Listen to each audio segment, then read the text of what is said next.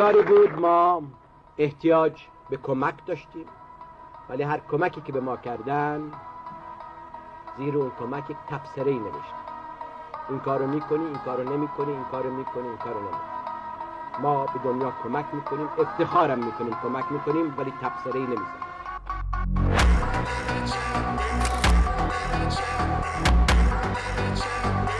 ما جوانان کاری که باید بکنیم علم فرنگ رو به دست بیاریم، همونطوری که غرب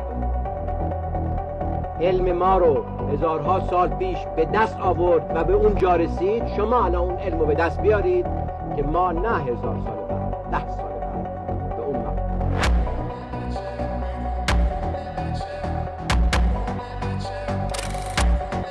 پول این ملت با پول پدر مادرش رفته درس خونده، وظیفه ملیش، ندای ملیش اینه که برگردید این مملکت خدمت. بر نمیگردیم، اشکی نمیریسیم، ما اشکی نمیریسیم برای خاطری که خدمت به مملکت وظیفه است. میگفت که